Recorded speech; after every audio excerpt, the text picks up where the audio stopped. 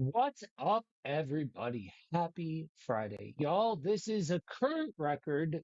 This is 2 months in a row. We are Wow. on top of it here. Y'all, it is Friday. We are live, which means it is time for another round of Friday Night Frights. As you may or may not know, we cycle through different topics and cover different things every single month, switch it up, all of that jazz. And this month, we are talking about an interesting figure in the history of Christianity in Padre Pio. You know, this is a name that I can tie back to my love of horror and strange TV growing up because I am of the original Unsolved Mysteries generation. So my first time hearing about Padre Pio was when they did a segment on him.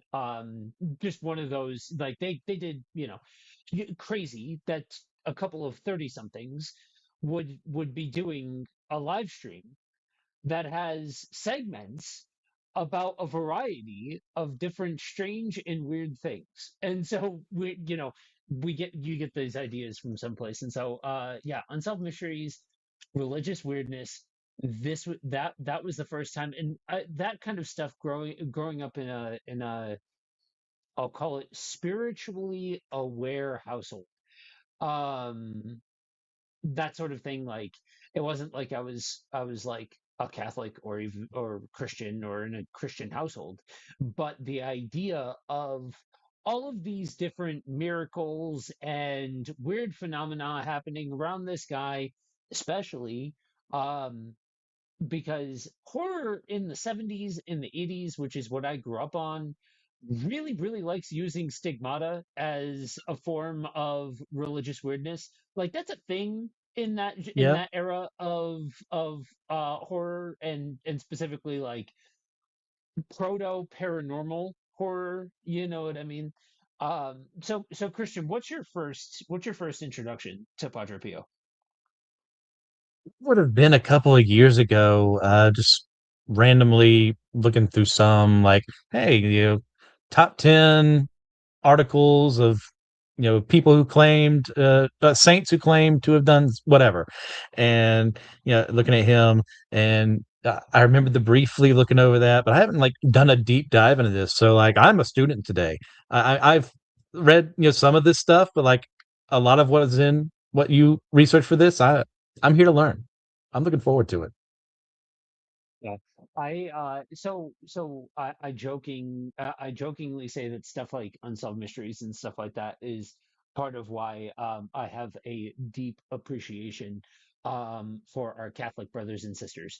I myself am not a professing Catholic, but in order to navigate today's waters, you gotta be cool with the fact that we're talking about Catholicism and we're talking about Catholic rituals and things like that. So for anybody who's tracking along with us this evening, that is going to be the main area because that's the idea, right? The Padre Pio is a figure that is one of, if you are kind of in the know, Padre Pio is one of the central names within like miracles and things like that. And the thing is it's not ancient folklore, because you think about you talk about somebody like Padre Pio, especially when we get to all of the stuff with the miracles and all of that. It sounds like there's all of this time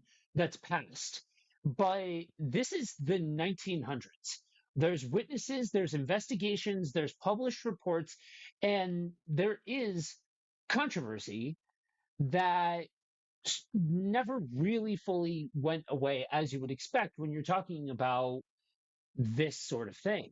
You know, the core mystery Mhm. is really the volume of the claims. He's by far and away not the first. Um, part of the priesthood to experience, miraculous sign, all of that sort of stuff. But by volume, this is on a kind of on a different level. You're talking about stigmata more than once, healings, bilocation reports, unusual knowledge in confession, and a worldwide devotion and following that grew posthumously. So we start off with the early days. His real name, or his given name, is Francesco Forgione. I'm not going to do. You can for anybody who understands that we're going to be saying a lot of Italian names, and you're bound to hear the stupid accent. You can rest assured I'd rather butcher a name than do the stupid accent. I promise you, I'm not going to do it. Um, so May 25th, 1887, in Petricina, in the south of Italy, and he's baptized right after his birth, and by the age of 12, he had received confirmation and first communion, both um, Catholic rituals and rites. And on January 6th, 1903, he enters the Capuchin sect in Morcone, and on the 22nd receives the habit and the name Brother Pio, because names were a given name is given in that process.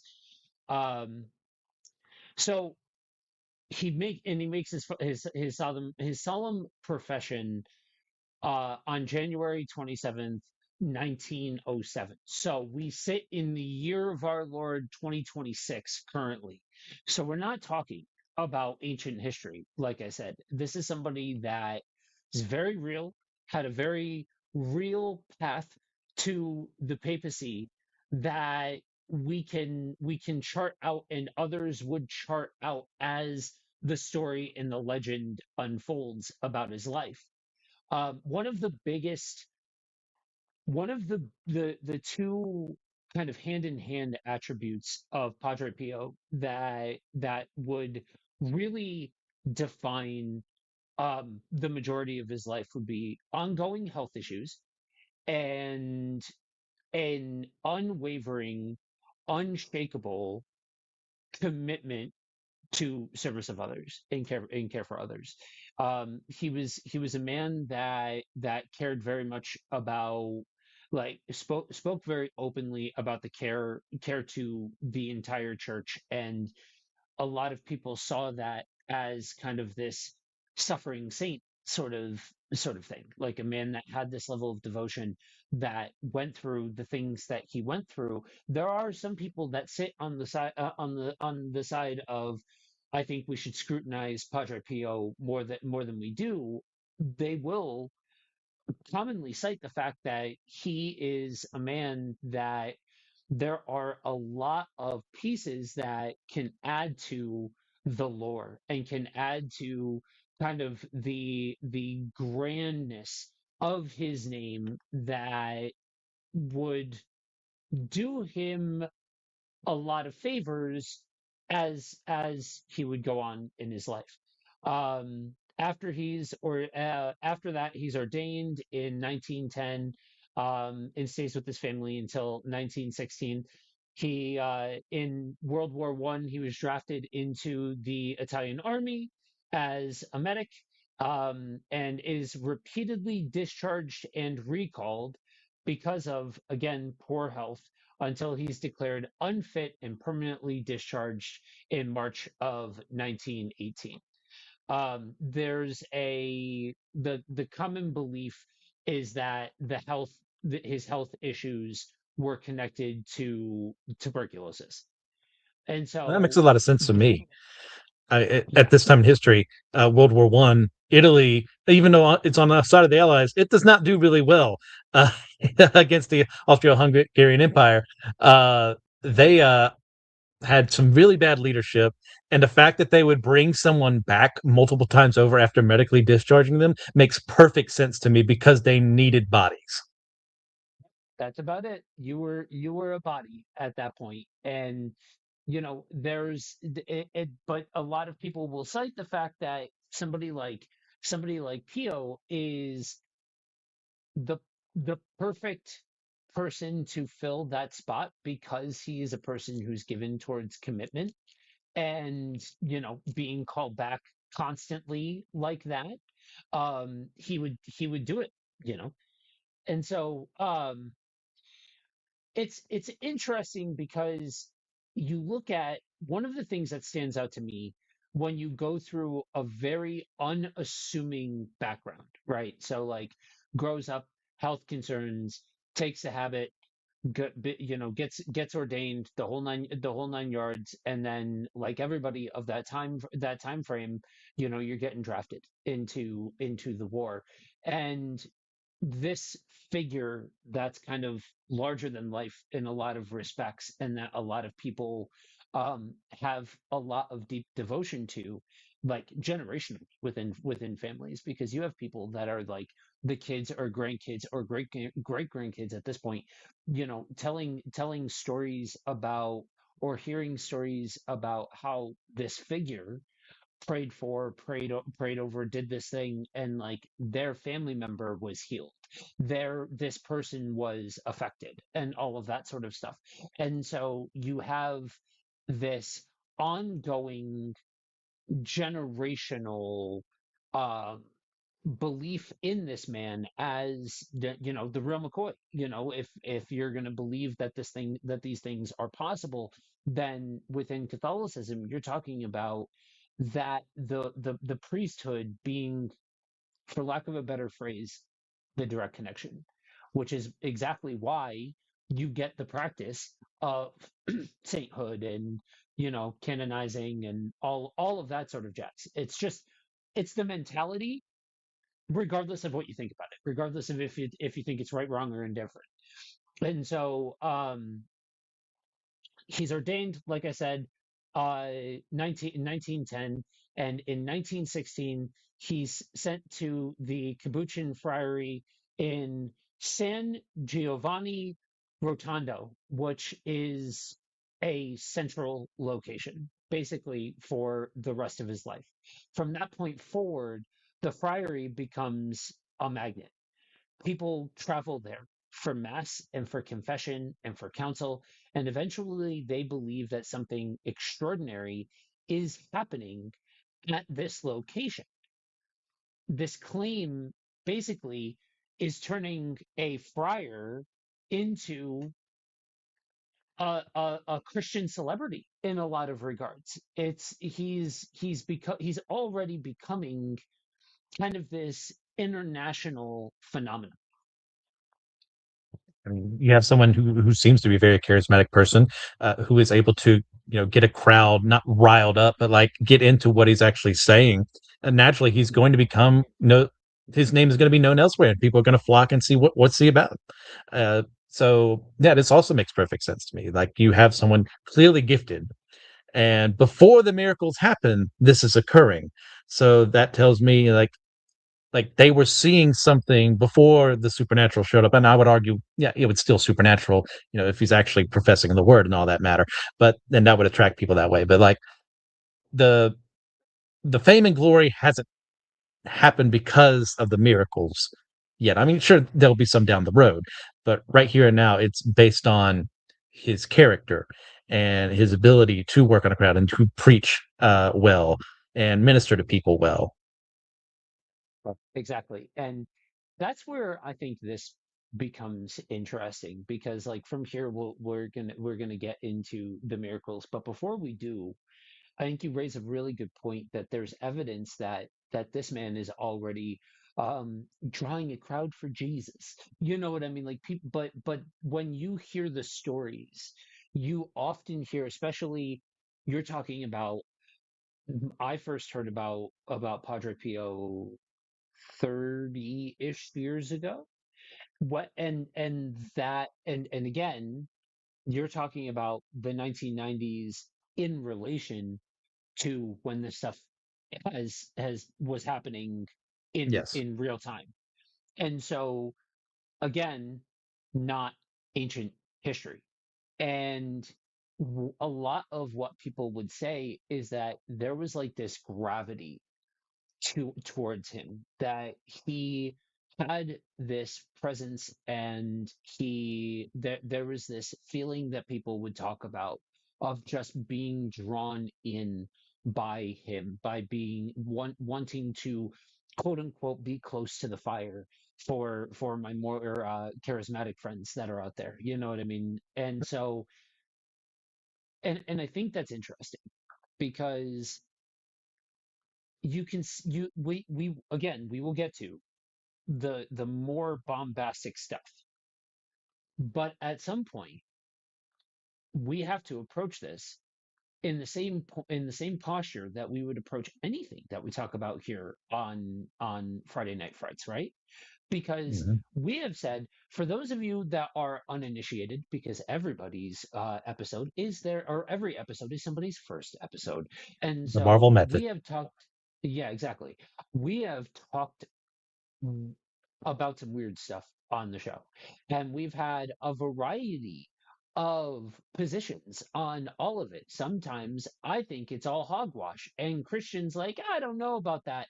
And other times I'm like, it's all real. I want it all to be real. Shout out to our friends in that documentary. I don't even remember the name of that. I'm Hellier. blanking on the name. Yeah, Hellier. Shout out to our friends over at Hellier. I just want it all to be real. You know what I mean? Like, and we go back and forth, but at some point, if you're going to entertain this stuff, you've got to come forward with it and start asking the question, okay, even so let's let in the supernatural into into the conversation. Like, let's leave that door open as a potentially satisfactory answer. So as two people trained in the pastorate, we kind of like we are preaching about a dude who came back to life. Like, that's where we start the conversation. And Bare so minimum. if yeah, and so if we are talking about men of God, like the priesthood, like people who are like, you don't know the man's heart, so you got to come forward with an air of grace, right? So like, this dude's dedicated, he's Hmm. devoted, he fundamentally believes the whole nine yards. So by scriptural standards, the Holy Spirit's involved. So the idea of somebody who gets the gimmick about love God with all of your heart, mind, soul, and strength, and then also gets love your neighbor as yourself. Like, we can go 12 rounds with a ref about all the denominational stuff, but I'm talking about fundamentals as it relates to the Bible. If that is what is happening, why is it outside the realm of of conception to say that this man is operating in the spirit, and because he's operating in the spirit, he's drawing a crowd. He's enigmatic, he's charismatic. And I do think that there's room in the conversation of, before I was a Christian, I was learning how to talk from people like Andrew Dice Clay and Muhammad Ali, and you know what I mean? Like, I was learning how to speak on the microphone, and how to present myself as an on-air entertainment, and all of that sort of jazz. So like it's not like skill sets start at the moment that we become Christians, or something along those Yeah. lines. So like, there is a measure of personal skill and passion and presentation that has to be considered in all of this. But why is it outside the realm of belief to say that the Holy Spirit came in and turned the volume up to 11 and said, "Come on, come all." You know what I mean? Yeah. Especially if this dude's going to be ground zero for all manner of miraculous nonsense that's about to take place. There's something to be said here. Well, multiple things. I think there is a section of the audience out there who are cessationist in their beliefs. For those not in the big churchy words, cessationism is the idea that spiritual gifts were in the Bible. I mean, like the more supernatural ones, they happen there. The healing and miracle making and all that. But then after the apostolic age, they ceased. There was no reason for them to be. I am not a cessationist. I can understand why someone would go that way. And then the moment something like this comes up, they automatically they have their out. Well, these don't happen anymore, so this can't be true. I am a continuationist. I do believe that these things can occur if God so wills. If Mm. He wants someone to heal someone, the gift of healing can be there. That could even be their primary gift. I don't know. Um, so that's something to be brought up. Also, as well, you probably figured out we're Protestant. Many jokes have been made at Joe's expense of being a Catholic in disguise or whatever, but like he's very, as Protestant as I. We don't agree on everything. Don't get me wrong. That's how truly Protestant we are at the end of the day. But so we are approaching this with our preconceptions of a Protestant lens. We're doing our best to understand things from a Catholic lens. Like we both studied the denomination, we both studied the rituals and the hierarchy and everything involved there. So if we get something wrong, that's not our intent. We're not trying to like misattribute something just to make Catholicism look bad or anything like that. So that's on the table. I had something else I wanted to add. Oh, we may use the word cult today to describe the people who venerate Padre Pio. And I know if you're out there in the world, Christian or not, cult means bad. Well, 99% of the time.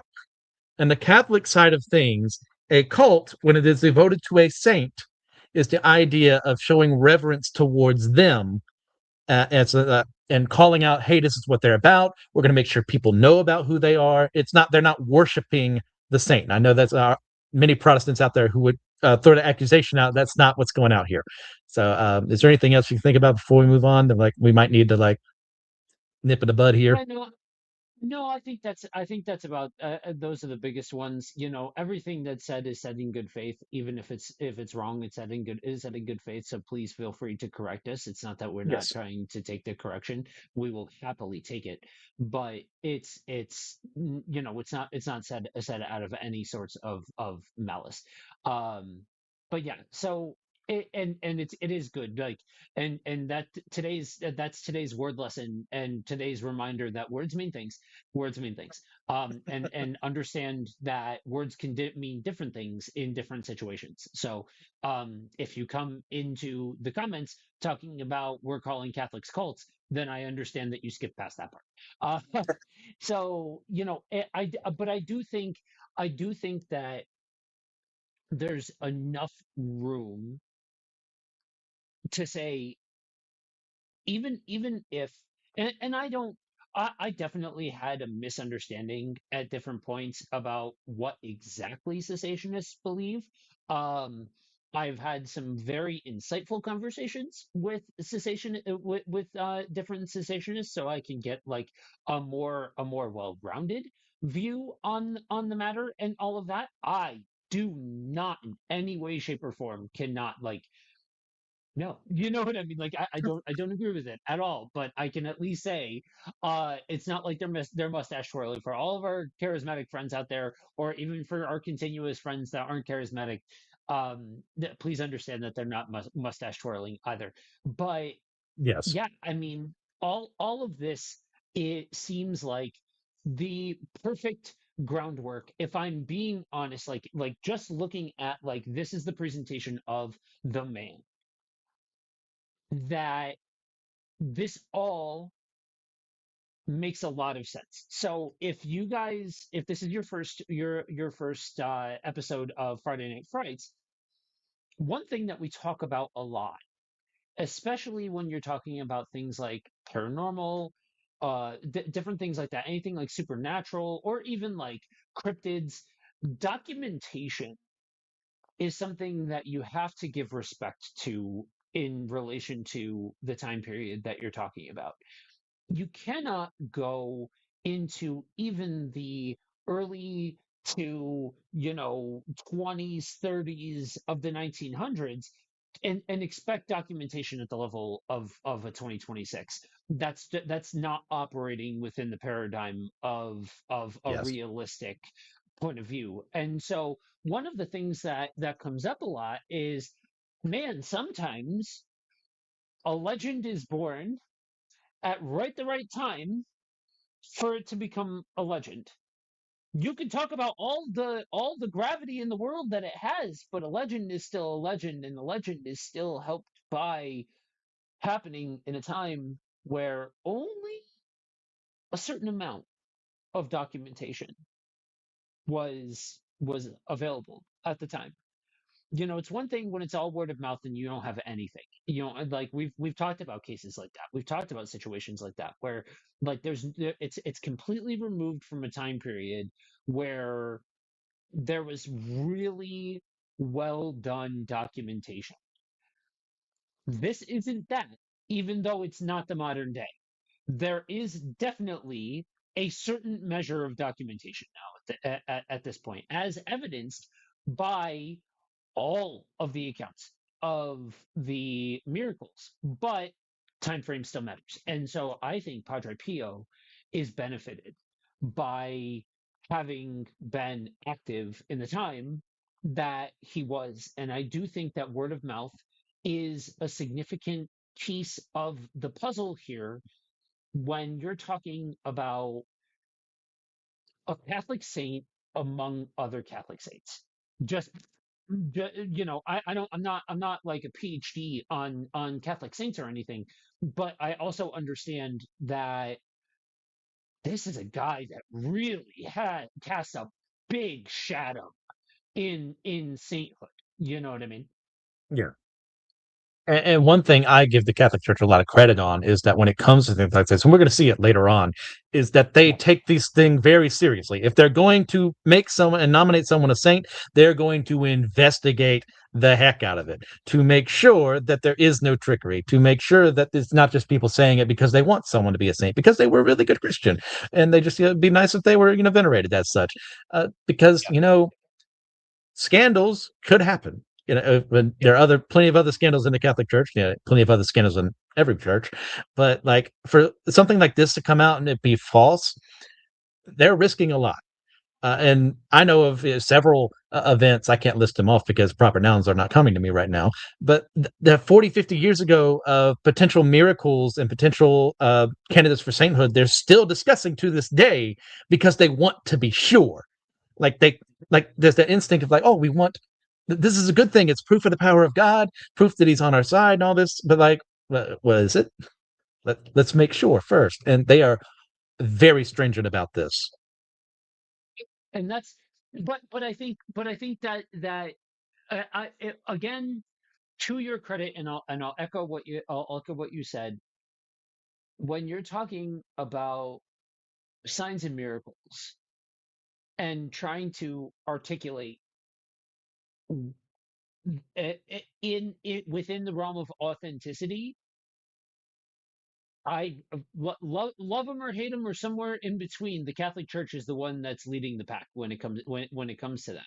And I think Yes. that whether you're talking about religious weirdness or you're talking about paranormal or you're talking about some other form of supernatural research, your research, take it from an old head. I've been around the block, y'all. Don't be afraid of critique, because when your critique comes back clean and there's no notes, then you got the real McCoy. But we have to get away from a mentality that every time at bat you're gonna find a sign of miracle. You're gonna find an act of God and all of that sort of stuff. I think there's something special about all of this, that it is not free from scrutiny, even Oh, during the absolutely. man's life. Yeah, I mean, yeah, just because something's been studied immensely and has a lot of times been spent on it doesn't mean that it is going to be truth at the end of the day. There's human error, or there could be personal feelings that get in the way and say they really want it to be true. I'm not saying that's no, just because they've studied it, it automatically. I don't know if this what not you were saying about what I was saying, but like just because it's been studied doesn't mean it is an absolute. Like there could be something that went wrong along the way. You trusted the wrong person. Uh, that could be true. That so when it's coming to these things, just sit back, hear what happens, and make your own judgments. Now, We're going to get into some of the notable miracles. Honestly, there's really like a lot of when it comes to them. So we're going to be hitting some of the high notes where this is not an extensive list. But we are going to start with likely the spiciest of the attributed miracles, and that's the stigmata. Like I said, at the beginning, there's actually twice that two different instances that are associated with him. And so, for those of you that don't know, the sign of the stigmata are essentially the wounds of Christ. They show up on a human being. They come out of nowhere, and they basically come they come quickly and sometimes stick around, sometimes go quickly, kind of varies on account to account. So the first one was 1910, and then again in 1918. And the wounds from 1918 are the ones that are said to have remained up until his death.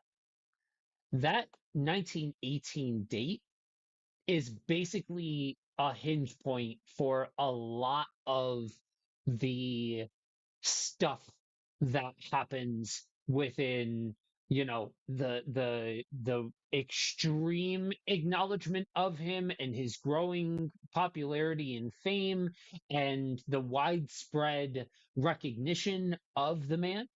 um there's a widely cited account that says that he was in the church choir after Mass in prayer when he experienced a vision of Christ crucified and then noticed the bleeding wounds.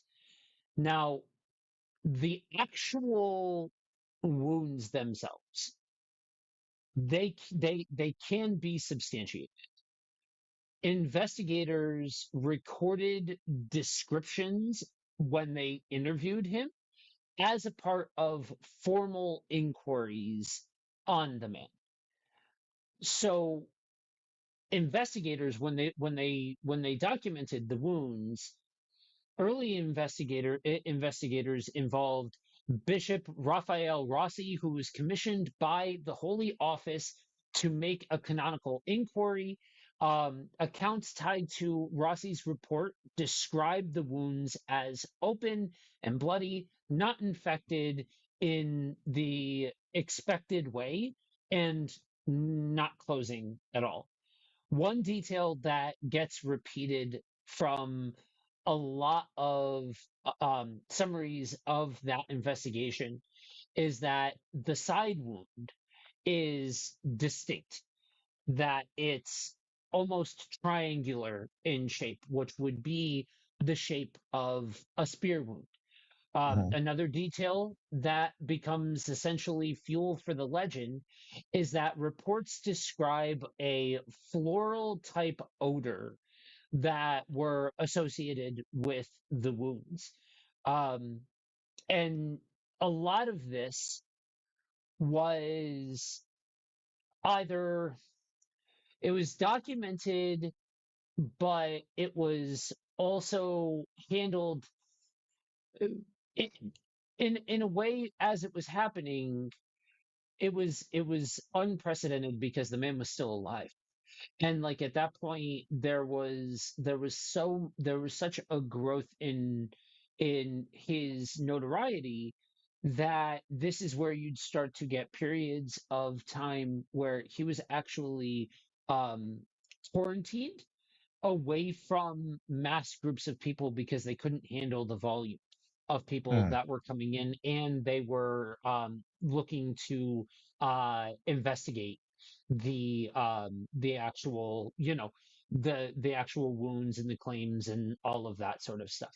um as it all became more known, more people would come around, and Capuchin sources say that he wore gloves to cover the marks on his hands, partly for modesty and partly because the wounds caused pain, and that the glove detail is significant because it becomes part of the public image.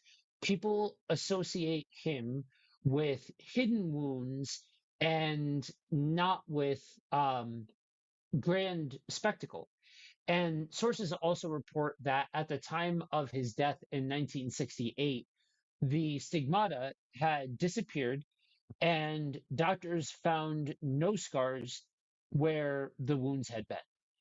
So, whether or not you believe that they're miraculous, the reality is that it's documented that they existed. And it's at least reported that at some point in time they ended. And so, if it's not miraculous, then you basically have to default to somebody's lying Mhm. about something. And so, um, again, in good faith to what Catholics would believe is a thing. Do do I think it's possible? Yeah, I think it's possible. I think somebody speaking in tongues could be possible. I think somebody touching another person and being wholly and completely healed is possible. I think it's all possible. I just don't. I've just never seen it. Yeah, I'd say the same thing about somebody speaking in tongues accurately right in front of me. I've never seen it in person. I've been around healing, but the other ones no. So I would categorize this in exactly that spot. Yeah, stigmata is one of those words that just puts my Protestant senses on overdrive. They tingle really hard because I always end up. I think the first time I ever heard it was in like one of those mysteries of the unexplained books or whatever, like Reader's Digest or Time they put out. I can't remember which one. And I was like reading this as like a 12, 13-year-old Baptist kid and going, what is this? I don't get it. This makes no sense to me. And then, like, as I've aged, I've still wrestled with it because I don't know, because this is not an isolated incident. Like many other Catholic priests and even just Catholic men and women across the years have experienced something similar to this. So, am I going to say that they're all liars simply because it makes me feel bad or confused? No, I can't do that out of hand because that's not being intellectually honest to what's happening here, or even spiritually honest, if I'm going to be honest. So, what do we do with this? Is this man just a fake? Uh, it, just because I don't get it. It's kind of what breaks my mind. Is like, why?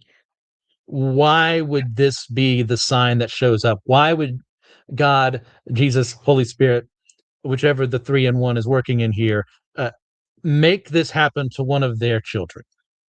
What is to be gained from this? And that makes me go, I don't understand. I don't get it. Is it just because I'm out of that ball field and I'm playing in another one that it'll never make sense to me? Maybe. Uh, but like, I can't imagine inflicting that on one of your servants.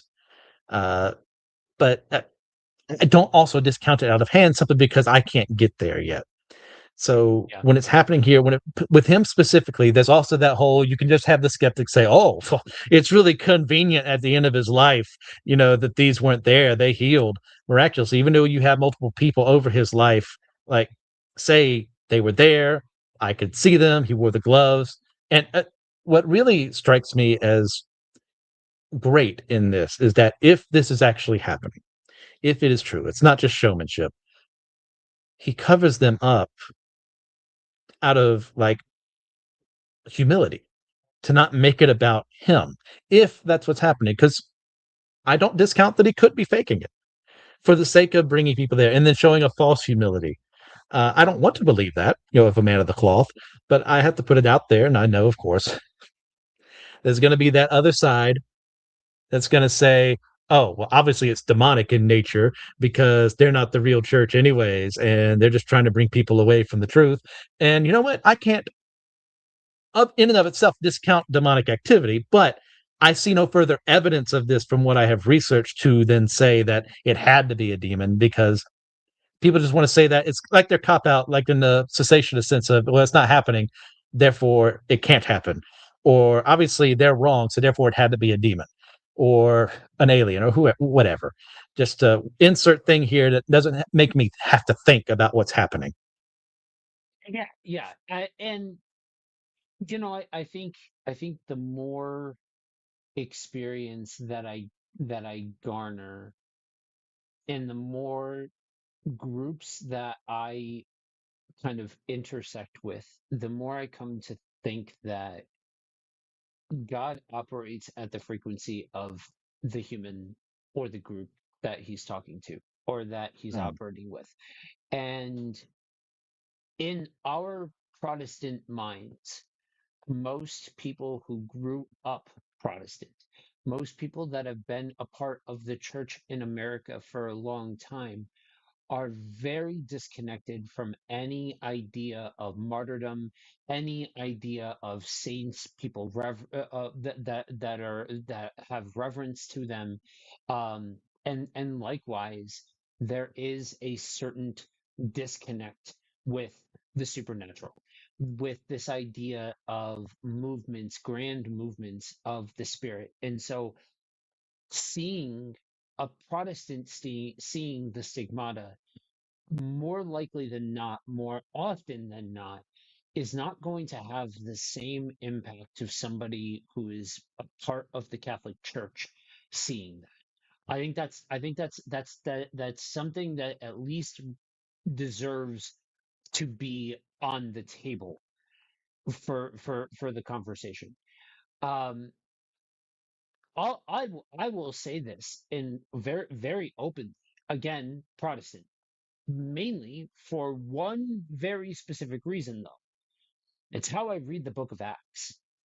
Because if the idea here is that the Catholic Church is the one that dates all the way back to Peter, and that the only people that are that's the lineage, and that it only looks this certain way, then why was most of what we see in the book of Acts happening in alleyways and homes? You know what I mean? Like, it wasn't happening in the synagogue. It wasn't happening in the temple. It mm, wasn't happening in the grand meeting places. It was happening in little pockets all over the place. That's literally what we're watching Paul do for like the run of his time writing the New Testament. And a big part of that for me comes down to, I think, if it were not for some of the very, very specific portions of Roman Catholicism, there is absolutely a not zero chance that I would deem myself a Catholic, just not a Roman Catholic. And so I that's kind of where I'm at. So you'll hear kind of a different flavor come out of me, where I'm gonna look at this and I'm gonna say, Uh, no, I think there's something to the lineage of Peter. Got to divorce ourselves away from the power structures. We got to divorce ourselves away from the papacy. I'm sorry, I'll never submit to the papacy. That's one of the biggest differentiations between myself and my Catholic brothers and sisters. I think that there have been wonderful popes over the time of memoriam? Absolutely. It's not all evil. It's not all this. It's not all that. It's not any of that. But I don't see a precedent, and I include with Peter in that, for a papacy, a pope, and all of that sort of jazz. And so, but I do think that our Catholic brothers and sisters can teach us something when talking about how God can move and what's mm. possible. Because like, I'm not down with the metaphysics of communion. I'm not down with transubstantiation. I'm just not. But I do, again, what if you dared to look at it and say, what if God could move like this? Mm. What if the supernatural this? What if this? And again, like, having worked with different groups of people from across the world, what we think of as spiritual warfare in America is not what other countries would deem spiritual warfare for them. Hmm. And the problem is that we live in a very tribalized country, and we it's very hard to get a word in edgewise without provoking somebody who wants to grandstand about any of these topics. And so it's very hard to have intelligent conversation about these things. But I think when you're talking about the stigmata, so one of the common rebuttals that that some investigators would say, or some reporters would say, is that he was dumping like basically like an acidic compound on his hands, and that's how they were staying open. I like, we're not talking about the Stone Age, guys. Like, I just don't think that I think that if you don't want to see something, you're not gonna see something. And at some point you have to ask the question, if you're looking at this picture and you've got to flip your the picture off on its side, and you got to step on one leg, and you got to squint real hard, and then you'll see a ghost orb, and you'll see the face of your dear Aunt Sally in the photo. Like, at what point do are we just doing gymnastics for the sake of wanting to avoid what's right in front of our face? And at some point I think you have to ask the question, is my bias causing more questioning, or am I still operating within a paradigm that I am trying to be authentic to what's actually happening? Yeah, you raise a great point there because I'd also seen the acid thing, and I couldn't help but think of how stupid that would be. Like, I'm not saying it couldn't have Seriously. happened, but like we are at 1918, 9 to 10 years away from penicillin being developed. Like, do you know how many people died of open wounds from like really small cuts back in the day? And you want to tell me he put that on both hands and feet and on his sides too? Like, Yeah. I'm not saying it's impossible, but I'm saying like think critically for a moment here. Yeah. Are you willing to go that far for a scam?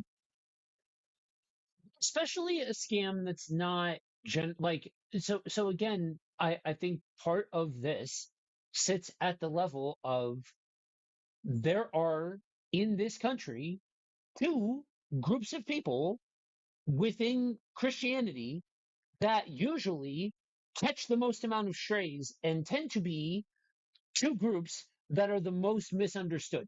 And it's Catholics and Jews. Mm, That's just the reality of it. There in America, we have a very real anti-Catholic, anti-Semitic leaning. And at some point you have to ask the question, are you playing into the stereotype that the Catholic Church just wants your money? Are you playing into the stereotype that all Catholics are bad, or all Catholics are greedy, or whatever? And are you willing to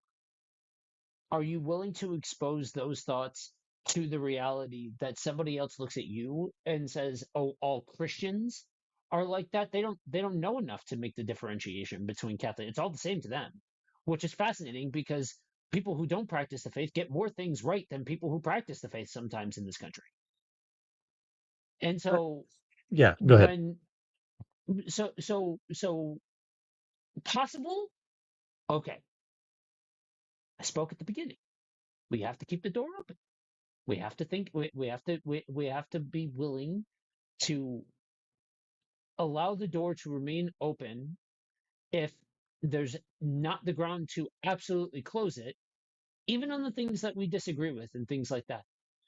Do I think that the most uneducated answer is acid on the wounds? Uh-huh. Uh-huh. Because I just don't, like, I have no words. I have no articulate words. But like, that's that to me needs to sit. If it were just a dude, if we were just a priest without any of the other pieces, and the stigmata is happening, I don't think that it comes under as much scrutiny.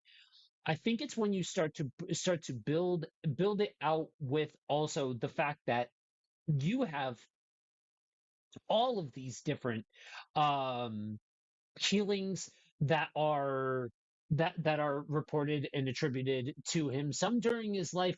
There are many that are attributed to him posthumously through intercession. Now, we're gonna have to have an educational moment here for a second because it's going to piggyback off of something that Christian said before and why he said it.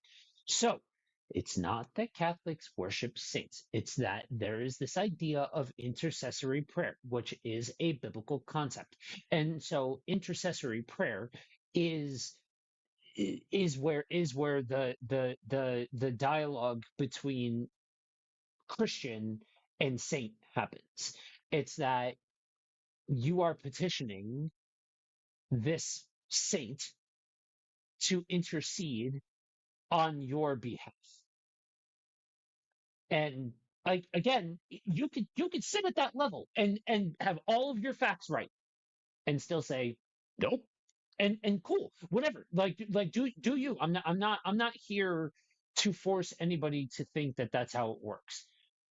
I'm just saying, in a world where we only see a candle through a fabric lens, we only see a shadow, we only see a fragment, we only see a piece of the greater whole.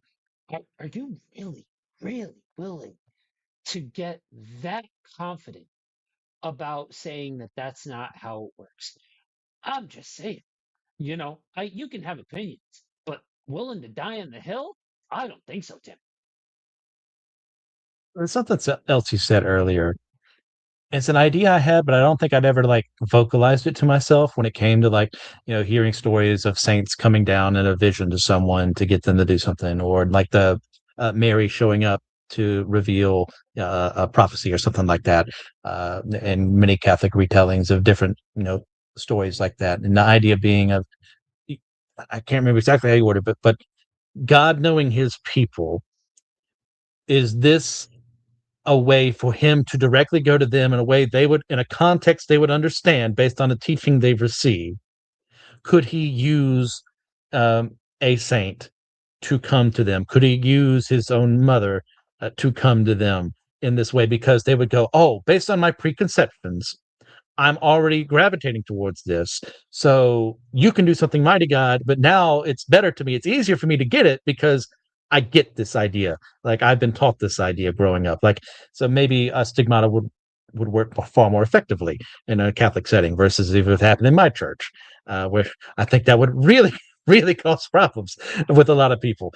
Like I think, and God is not a God of confusion. So I think that would be a part of it there. So yeah, I thank you for helping to like actually put that into words, to something that I can get and grasp of like, okay, he's never going to show that to me, but he could show that to someone else who has this context I don't. So I one of the big things that opened the door for that mode of thought for me was my come to Jesus moment. So very sick, half dead, like questioning whether or not I was going to make it, sort of deal.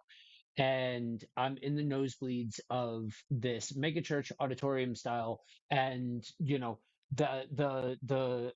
this dude comes on the stage, and I gathered that he's like the heir apparent. He's the one who's going to take over the throne once the senior pastor retires, and he's going to be the guy for like all of the satellites and all of the things and all of the such. Senior pastor, Yeah. he has everything to lose by getting on the stage and being like, I doubt sometimes that God is real. I know the game, and I'm just like, this is you have everything. You're like late 30s, early 40s. Like, you can say what you will, but if you're talking about actually making money as a pastor, that's how you do it. Like, that's one of the only ways. Take my word for it. Um, but it's hearing that, and then the setting, and then I'm kneeling up there, and I have this supernatural experience, and I can describe the physical sensations, I can describe all of it, And I still had the moment afterwards of like, yo, my brain could have fabricated that entire thing because of how sick I am. Like that's Mm. an actual thing. Like that's not just empty skepticism. That's like Yes. actually documented scientific evidence that the brain does wild, wild stuff when going into like protection mode and all of that sort of jazz.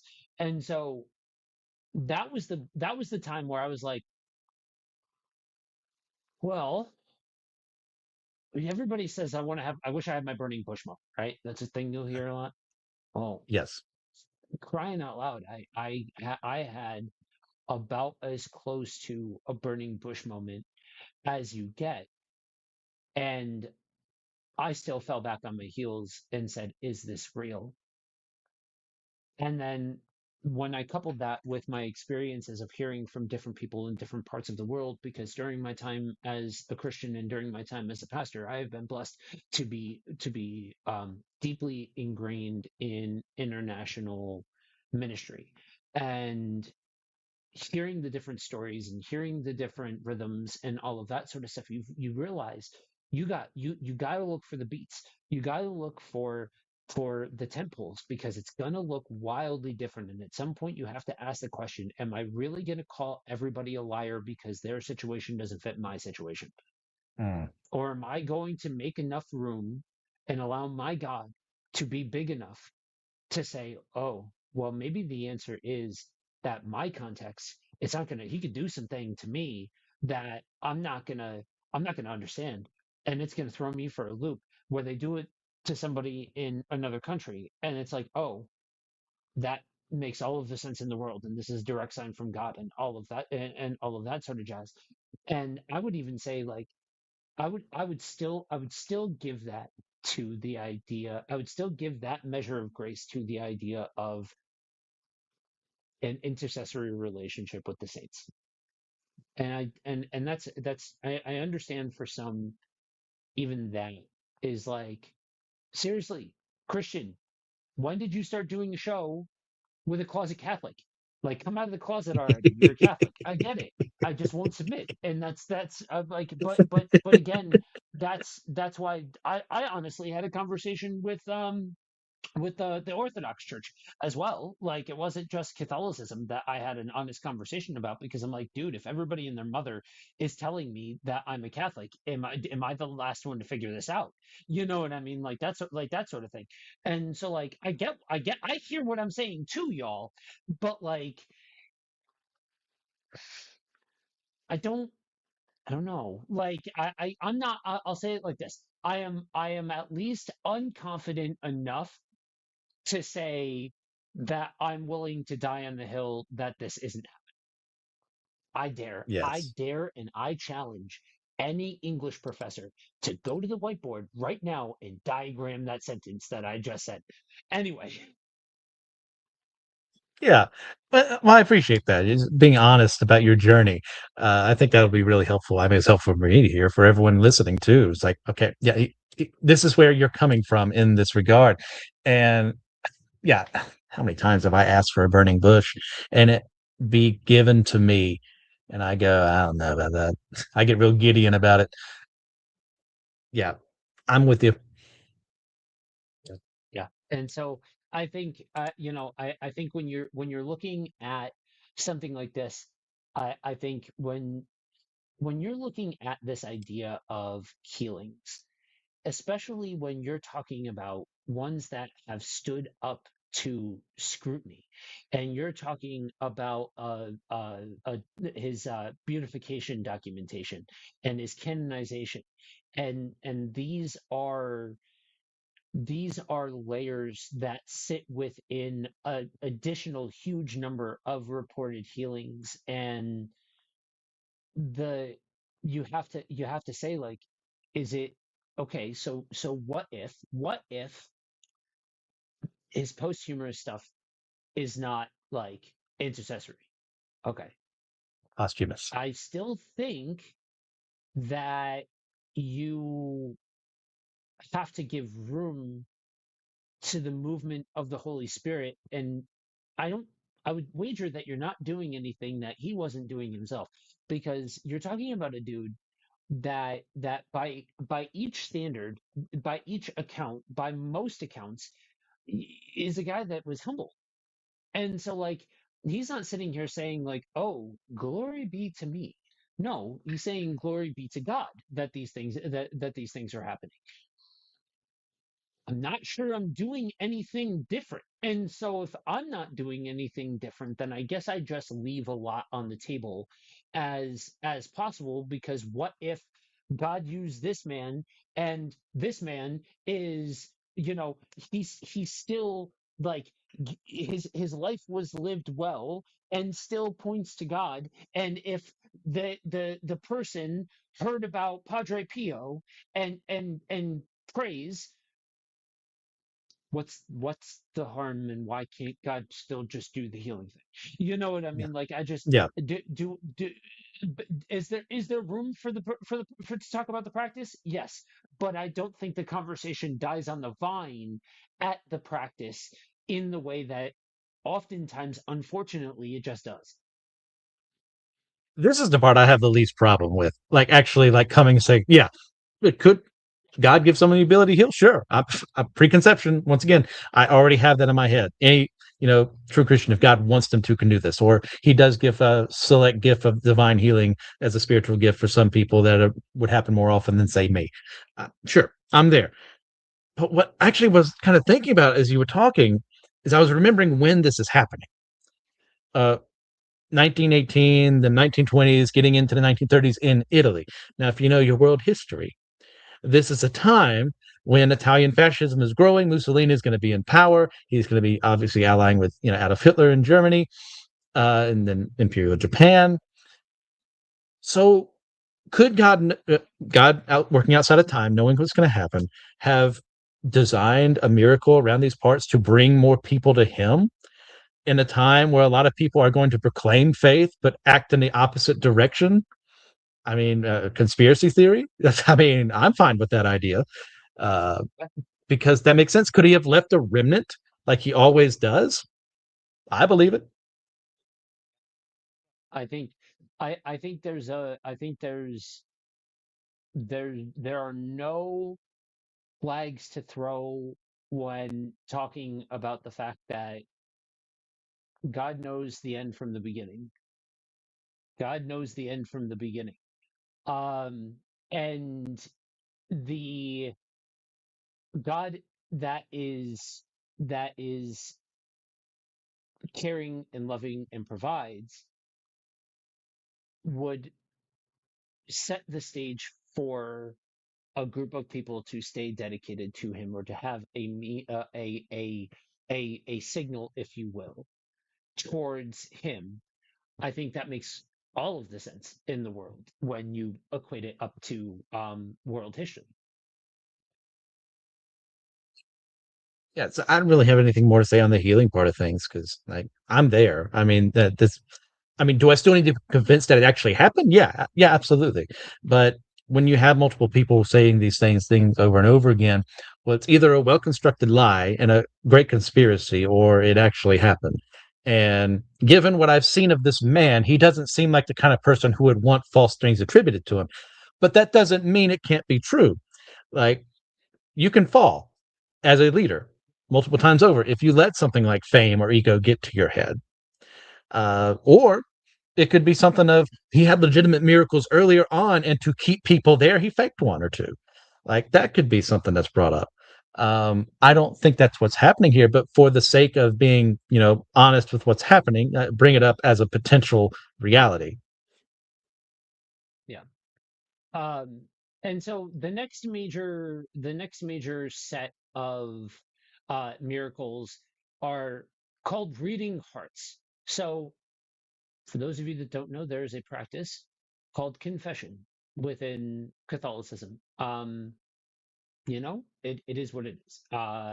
Do I think that I think we are very quick to swing that pendulum as far and fast as we can when it comes to that, because I think the incredible misstep is to say I don't believe in institutional confession and say, I don't need to answer to anyone.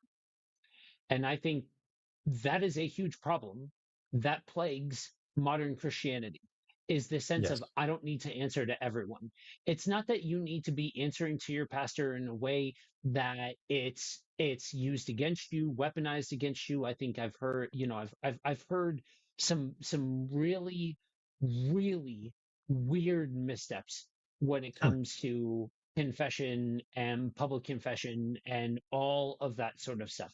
Yes, it's weird. Yes, it's complicated. But I do think that that it's something that requires more nuanced conversation than just a good or bad sticker. But there were repeated claims that confession with Padre Pio was particularly intense because people believed that he could tell when someone was holding something back from him. His Vatican biography emphasizes the sheer scale of this, that he would welcome people to his confessional and council for more than 50 years, and he was described as almost besieged by crowds seeking confession and counsel and consolation. Um, it's to a degree that there's like something supernatural happening with his confessional in comparison to others. Um, Up to this point, no notes. I have no problem. This is the one that I'm like, legends are a thing. Living legends are a thing. So more than one thing can be true at the same time, though.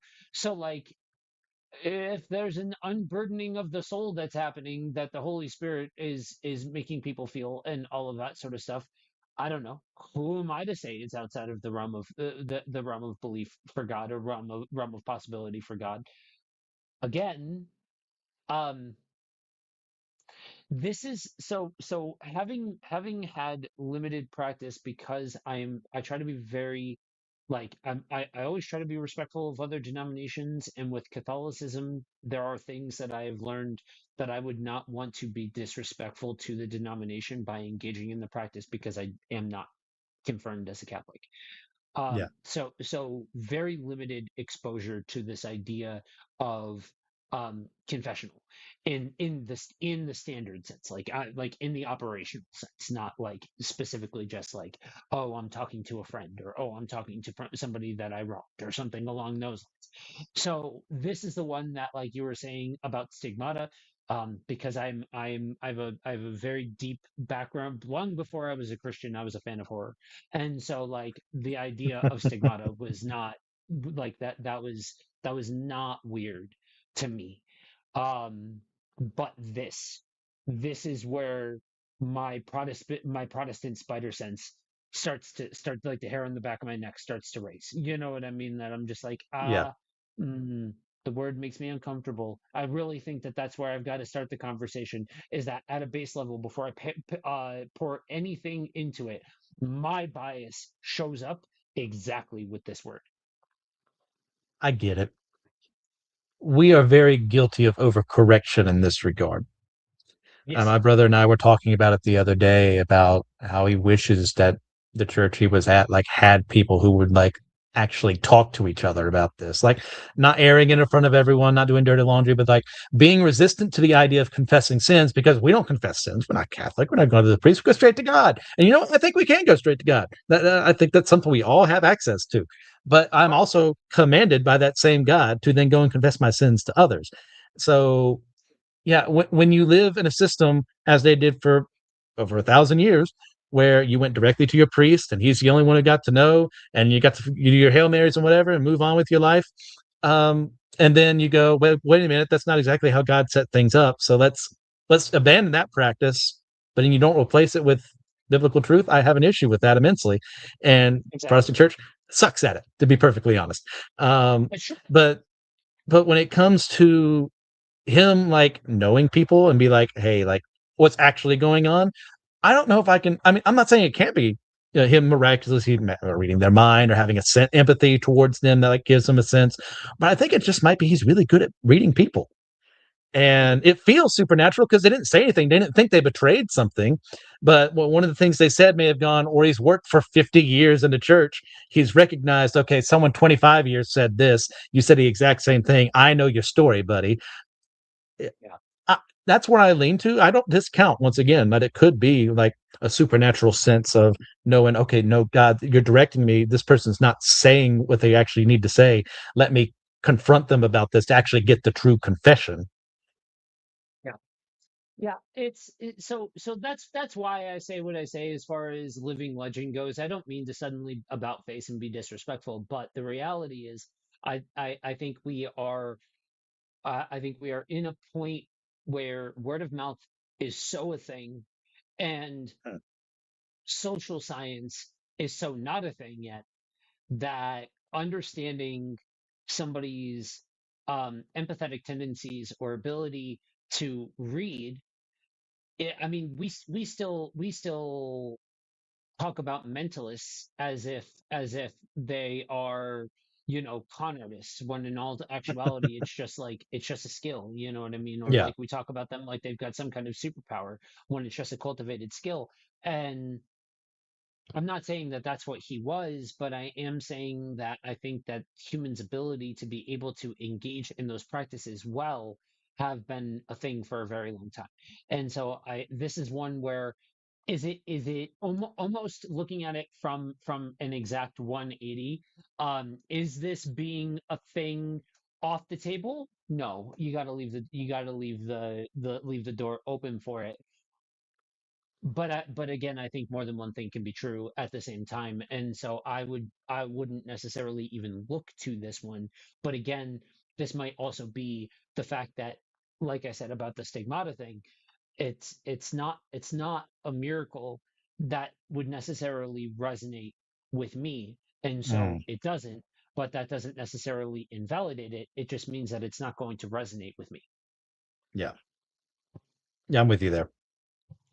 So I want to, before we close this thing up, talk about one of the high strangeness claims Mm, about Padre Pio, and that's stories that people saw him somewhere far away from where he was still reported to be at the friary.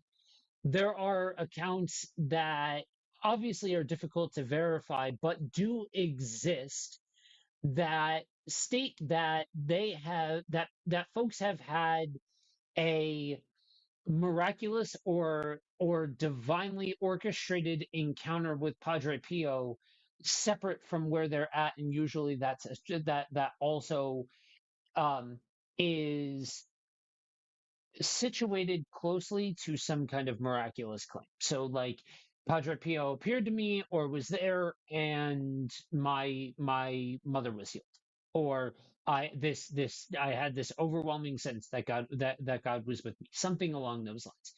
Um, this is obviously the one that you're gonna have to be like, how can you say one way or the other definitive? You know what I mean? Like, and yeah. that's where, like, if there's anything that you learn from us on a Friday evening, it's that most of the time when you're talking about supernatural stuff, you got to get comfortable with the idea of, like, Uh, sure, you know what I mean? Like, I can't say definitively no, but I certainly am unwilling to say definitively yes, that yes. this is a thing. um so yeah, I think, do I think that visions from God that don't conflict with the revelation of Christ as we have it are a thing? Sure. I can't say that every single person who's claimed it is lying. So there's that. Um Again, have I ever experienced it? Not that I would stake my hat on, and not that I think is, there's one that I'm like, "Oh, I think that this is that this is a thing," and I would say I'm the most confident that this was a piece of divine inspiration, for me to do a particular thing. Now that particular thing, more years on than I want to admit to right this very second, um, has resulted in in me being married, so there's that. But like it's just I think we have to be I think I think it's reasonable to say that this could very much fall at least partially into the category of the living legend piece. Yeah, bilocation is one of those weird things studying it over the years because this has happened multiple times in Catholic history. I can't remember once again proper nouns for the life of me, but I know I want to say it was the 1500s. You had a friar, I'm pretty sure, who was in like Puerto Rico, but also appeared in the Philippines to like talk to a prisoner or something. It's been so long since I've read that. So if I got all that wrong, well, that's on me and my bad memory. But like this is something that has been studied before is kind of my point within the Catholic sphere of things. Having someone show up in one place together, like even looking back into Scripture, it's not a one to one because it's not what bilocation doesn't happen. But you have the idea of Philip being one place and then being transported somewhere else. You know, to talk to the Ethiopian eunuch and then going back. Could he have appeared in both places at once? Maybe it doesn't say so, so I'm not going to say that because I want to be honest to the text. But like to get people's ideas, if you come from a biblical background, you can, oh, he was here, but then he was there. Like, but then change that into he could have been at both places at once. As you said earlier, can I verify that for Padre Pio or any other person this has been claimed about? Absolutely not. I didn't have a camera in one spot and a camera in the other spot saying, well, he's here right now. We dated this at the right time here. Um, no. Is it possible? Yes. I mean, that works within how God could use creation to his own interests. If he has a need for one person to be in two places at once, who am I to say that he can't? But I can't, in good conscience, say, absolutely, this happened. And I'm going to stake everything behind that claim. Yep. And I think that's a healthy position to take. You know what I mean? Like you can't definitively wipe it off the board, but you also cannot definitively state like this is a thing. Yeah. And then the last major one of note is the odor of sanctity, as it's called. So it's basically a recurring report. Like I said, his wounds um had a floral scent to them. I do think it's interesting that there are some reports that say that it was a foul odor, not like a pleasant one. I don't know, but again, it's not it's not one. I think it's one that if true is again part of the lore and legacy of the man, which should end up ultimately reflecting back to God anyway. So like, okay, so the guy smelt like flowers. I think it's more important that he had gaping wounds. You know what I mean? Rather, like, I Yeah. think that's more pertinent. But yeah, so all in all, an enigmatic man, a man of a lot of notoriety, not free from controversy, um especially, you know, there are prophecies and misattribute attributions that are given to him, that are like openly falsely attributed to him, um but all in all, by reputation, a man of God, at least it seems. And so I don't know. I think I would classify this one in the realm of um more true than untrue. I'll say it like that. Mm. I think that's a fair way of putting it. Like Yeah. I would take, you know, a bullet or two for this one, but I'm not going to take the fatal wound. Yeah. Yeah. Absolutely. Absolutely. Anything else to throw in there before we wrap this thing up? Yeah, I mean, when it comes to sainthood as a whole, that is another thing I am envious of the Catholic Church for doing, and that they actually do care to instruct people on how people of faith worked in their lives. I mean, we've got our like William Carey's and Billy Graham's and so on and so forth. We'll bring up every now and then on our side of things, but like, were you taught them, or did you like someone use it in a sermon once in your life and then maybe you remembered it.